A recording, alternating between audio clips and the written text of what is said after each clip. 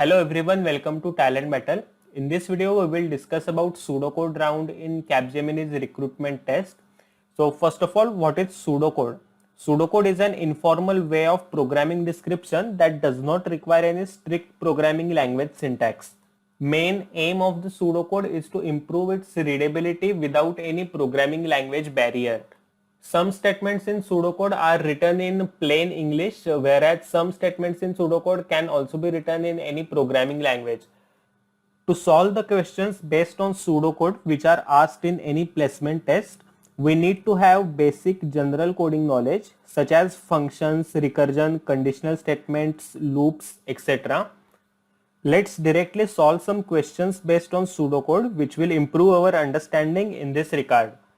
Here is the first question. What will be the output of the following pseudocode?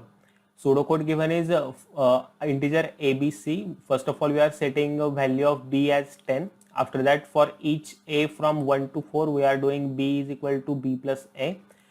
After exiting from this for loop, we are doing C is equal to B divided by 5, and at the end we are just printing the value of C. So whatever will be this output of this print statement, that value we have to find out. Alright. So this for loop is going to execute for 4 times for a value of A as 1, 2, 3 and 4. Alright. And in this for loop we have statement B is equal to B plus A, and value of B is initialized as 10. Alright. So in our first iteration, when value of A will be 1, we will have the statement as B's value will be 10 and A's value will be 1. So value of B will become 11 in this particular case. Alright.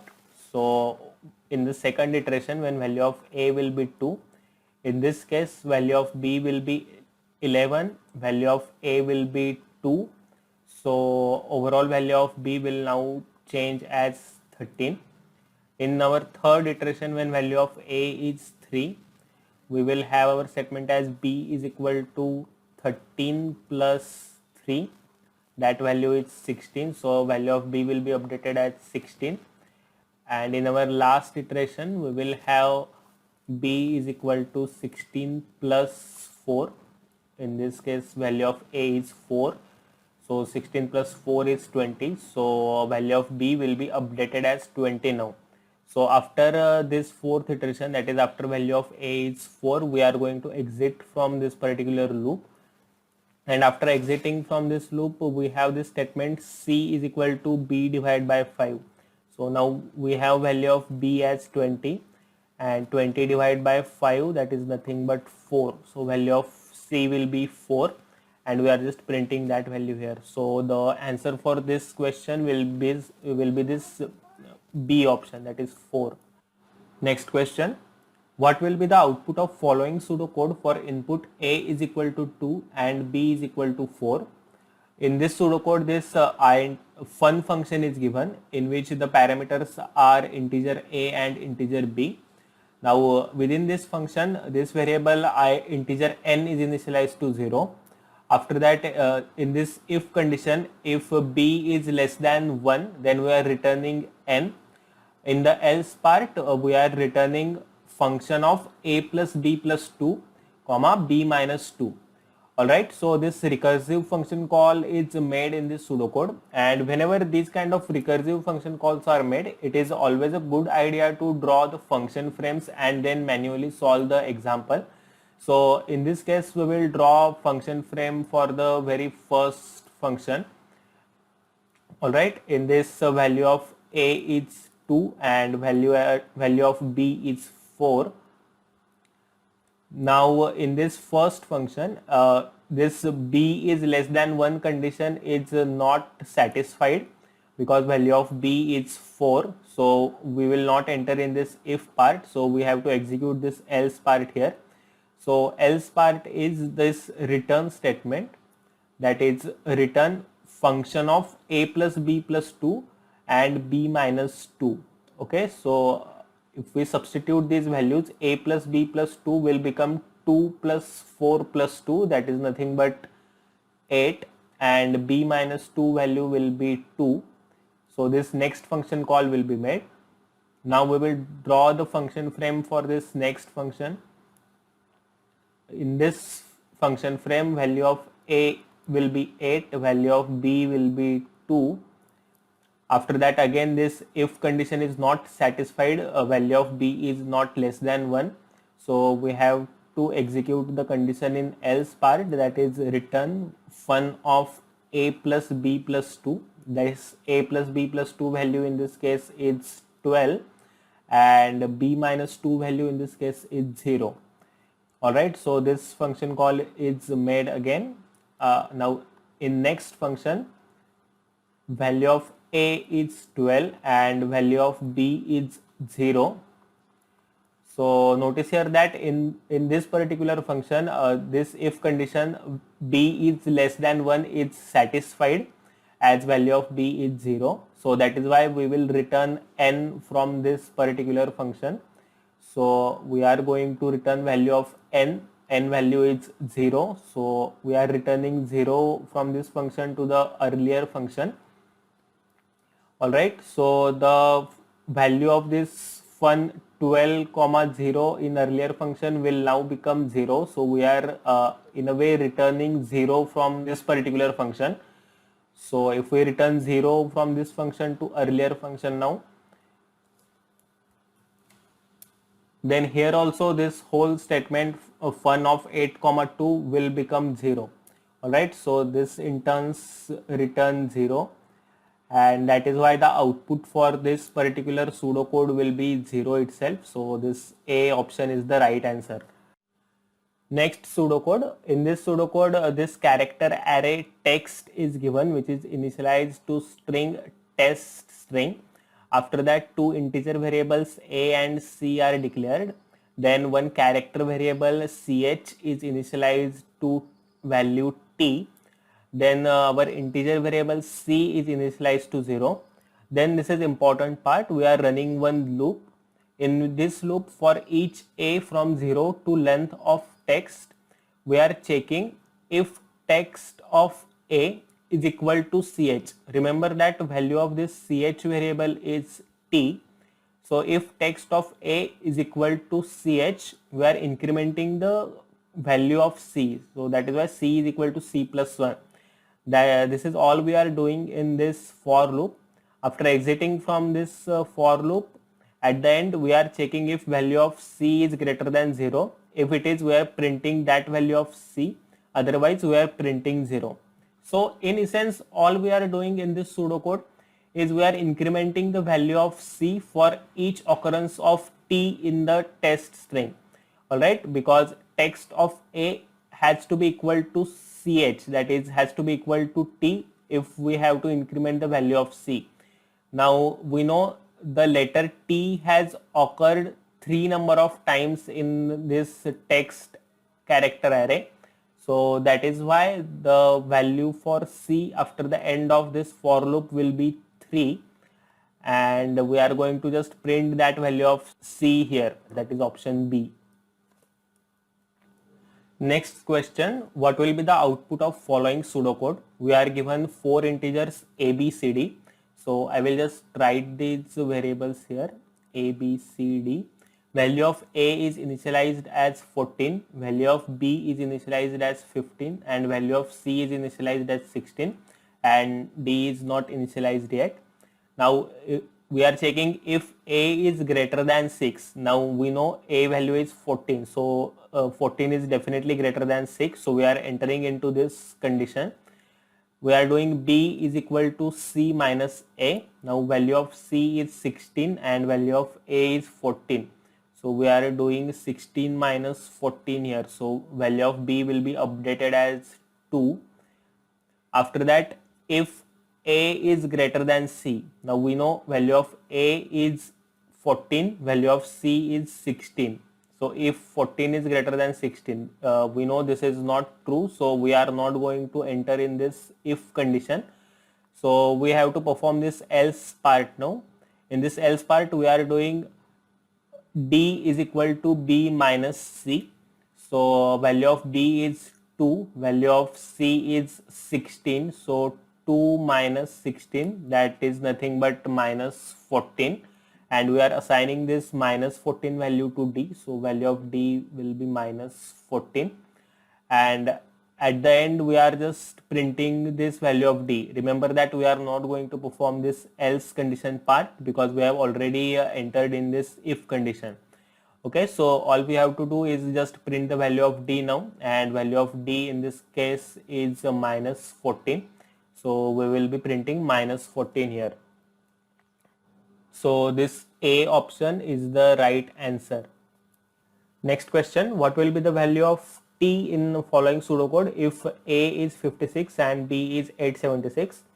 This is our pseudocode. First statement in pseudocode is read AB. This is nothing but take input for A and B. Now this input is already given, that is A is 56 and B is 876. Below that we have this function mul with parameters A and B. In this function we have this variable t initialized to 0. So till now we have three variables. First variable is t, second variable is A, and third variable is B. Now in this case, in this function we are running this while loop. While b is not equal to 0, we are doing t is equal to t plus A, and we are updating the value of b as b minus 1. Alright, so in our first iteration, value of t is 0, value of A is 56, and value of B is 876. Now in this iteration of while loop, we are doing t is equal to t plus A. Alright, so t plus A in this first iteration will be 0 plus 56. So value of t will be updated as 56 now. And after that we are doing this b is equal to b minus 1. Okay, so value of b will be updated as 875 now. Okay, so in this case this b is our iterator for the while loop. Alright, so until and unless this value of b is not equal to 0, we are going to iterate this loop. Now obviously it is not possible for us to manually write down such 876 steps until the value of b goes to 0. So we will have to find some pattern in the changing values of t, a and b. Alright, so in the second iteration we will have value of t as 56, value of a is not changed, so it will be 56 as it is, and value of b will be 875 now. Now in this second iteration of while loop, we are again doing t is equal to t plus A. So in this case it will be 56 plus 56. So value of t will be 112 now, and value of b will now become 874. In our third iteration now, value of t is 112, value of A is 56, and value of b is now 874. Now in this third iteration, again this particular statement t is equal to t plus A, this will be 112 plus 56, that is nothing but 168. So value of t will be updated as 168, and value of b will be decremented by 1, so it will become 873. Okay, so if you look at this values of t's, you will notice some pattern. This is nothing but the multiples of 56. So first value was 56, then 112, then 56 into 3 was 168, and of course this pattern will go on until this value of b will become 0. Okay, so all you have to find out now how many times this while loop is going to iterate. So if value of b was initialized to 876 and we are iterating till the value of b is greater than 0, it means we are going to iterate this loop for 876 times itself. So at the end of this while loop, the value of t will be 56 into 876, and if you do this calculation, the value of t will be 49056. Okay, so this B option is our right answer. So a very important tip from this question is when the input values given are large, that is in this case value of B was given as 876, and whenever we have to make too many iterations of a loop, for example in this case we had to make 876 iterations, or if in some case we had to make too many function calls, so in that case it is obvious that you have to find some kind of pattern in the changing values of the variables. Okay, so likewise in this case we found out that the value of t is nothing but a multiple of 56. Okay, so and for finding out the answer we just multiplied this 56 by 876 and we found out the answer. It is not at all practically possible to write down 876 such steps manually and then come to the answer. We do not have so much time in our hand in the test. Okay, so whenever these kind of questions come in exam, please keep this particular thing in mind to find the pattern of the changing values of variables. Next pseudocode, what will be the output of following pseudocode is the question. This pseudocode is pretty straightforward. There are no loops as well as there are no function calls made. So first of all, we have taken two variables m and n. M is initialized to 9 and n is initialized to 6. Then we are doing m is equal to m plus 1. So value of m will be updated to 10. After that, next statement is n is equal to n minus 1. So value of n will be updated to 5 now. Then we are doing m is equal to m plus n. So value of m will now change to 10 plus 5, that is nothing but 15. After that we are checking if value of m is greater than n. So m in this case is 15 and n we have right now is 5. So indeed this if condition is true, so we are going to print this value of m now. Now value of m is 15, so we are going to print 15. Alright, and anyways we are not gonna enter into this else condition as we have already executed this if part. So this D option is our right answer. So this was a very simple question. Next question, what will be the output of following pseudocode for n is equal to 2? We are given this pseudocode in which there is this function fun which has a parameter as integer n, and we are making the recursive function calls to this function fun in this pseudocode. So obviously we have to draw these function frames now. Whenever such kind of recursive function calls are made, it is always good to draw these kind of function frames. Okay, so for first function frame we have value of n as 2. Now in this case we are checking this condition. If n is equal to 4, we are returning value as n. Now obviously this condition is not true in the first case, so we are going to go in this else part. Okay, so in this else part we are returning value as 2 into next function call is made. So this for this function call value of parameter is n plus 1. So n plus 1 value will become 3 in this case, and we are calling this next function now. Okay, so for this next function value of n is 3. Again this if condition is not satisfied in this case, value of n is not equal to 4, so we are going to enter in this else part.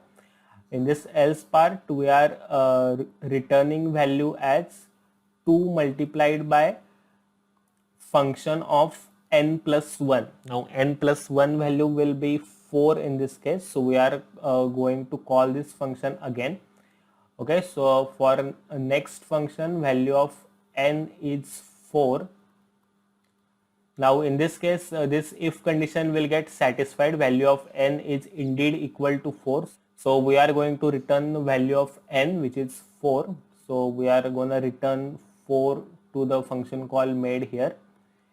So this particular statement in our earlier function will now become 2 multiplied by 4, which is nothing but 8, and we are going to return this 8 value to the earlier function call made, which is this.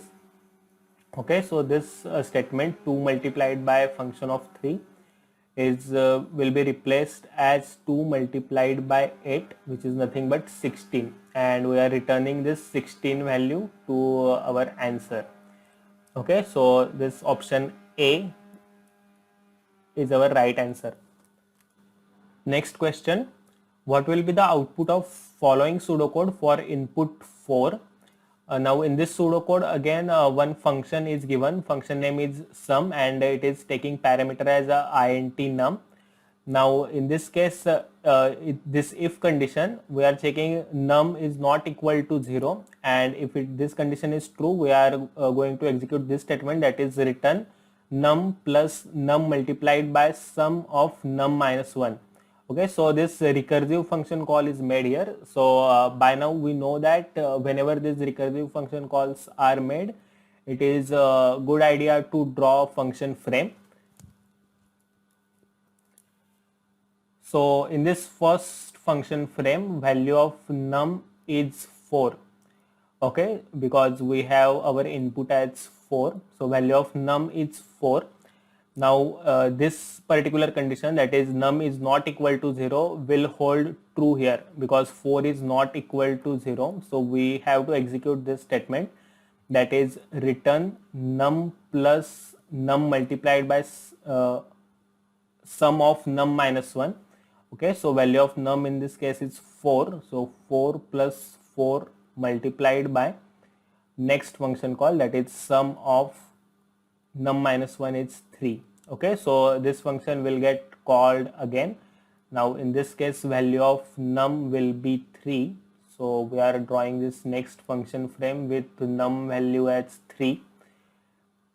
Now in this case again this if condition will hold true, that is num is not equal to 0. So we will again have to execute this statement, that is return num plus num multiplied by sum of num minus 1. Now value of num is 3 in this case, so it will be 3 plus 3 multiplied by sum of 2. Alright, and in this way we are going to make this next function call for this sum of 2 value. Now as you can see here, this is following some kind of pattern, this return statement, that is first return statement was 4 plus 4 multiplied by sum of 3. Then for next function frame it was 3 plus 3 multiplied by sum of 2.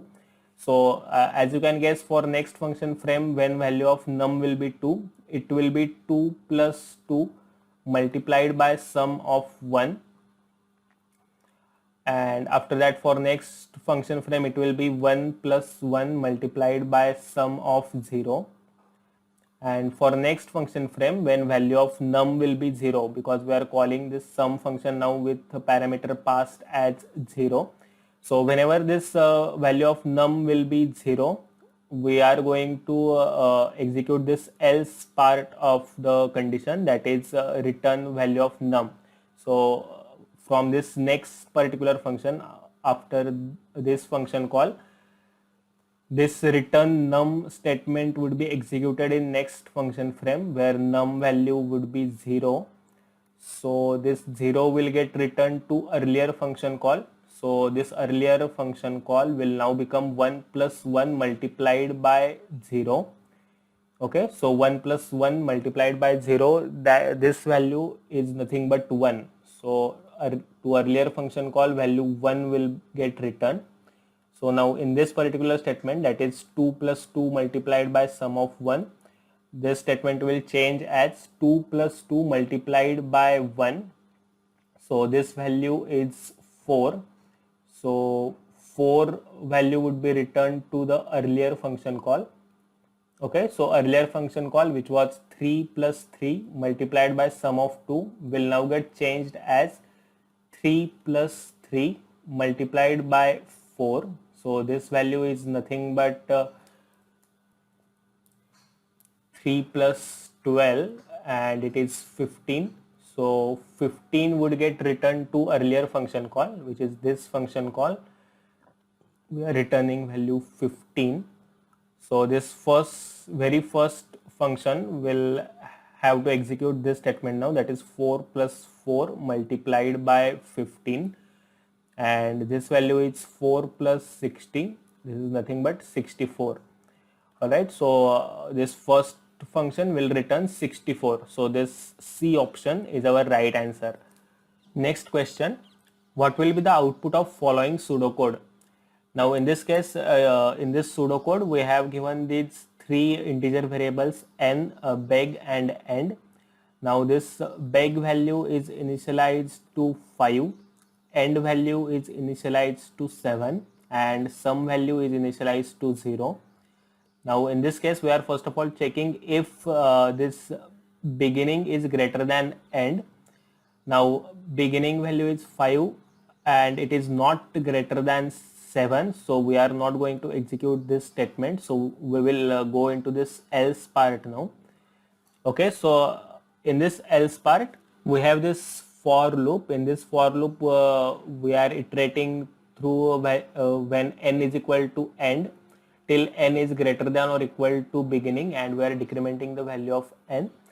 And after exiting the for loop, notice here that we have to print the value of n.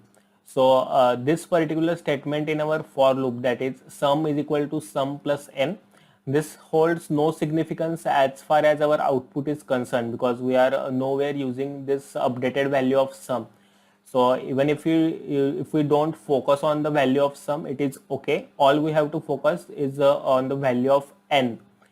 All right. So for the first iteration of this for loop, value of n will be initialized to end. End value is 7 in this case. So value of n will be 7. After that, we are doing this sum is equal to sum plus n. We can ignore this particular statement, and we are doing n is equal to n minus 1 in our loop. So value of n will be updated to 6 now. After that, for next iteration, before doing next iteration, we are doing this n is equal to n minus 1 in the loop condition also. Okay, so value of n will be decremented again. So for next iteration, value of n will be 5. Now as you can see, this condition, that is n is greater than or equal to beg, holds true now, because beginning value is also 5 and n value is also 5. So we are going to iterate this loop for the next time. Again, this sum is equal to sum plus n statement can be ignored.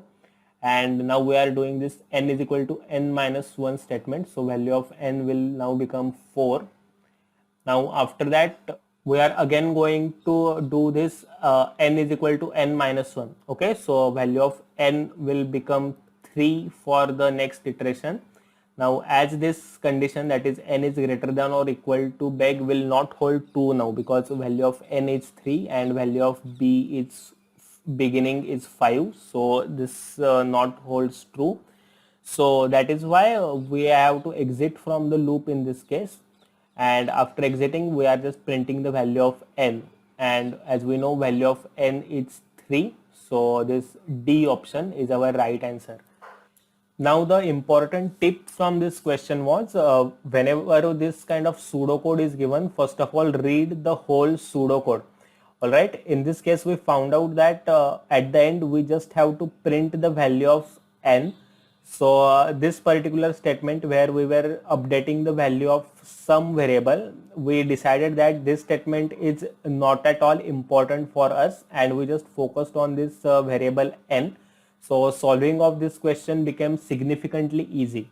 Alright, so that previous question was the last pseudocode we were gonna see in this video. Before concluding this video, just a final piece of advice. Whenever solving these kind of pseudocode based questions, it is always a good idea to do some paperwork. Don't try to solve these questions orally. By doing this paperwork, these pseudocode based problems become very easy and our chances of making mistake reduce significantly. Alright, so thanks for watching this video, and please subscribe to our Talent Battle YouTube channel to get latest placement updates.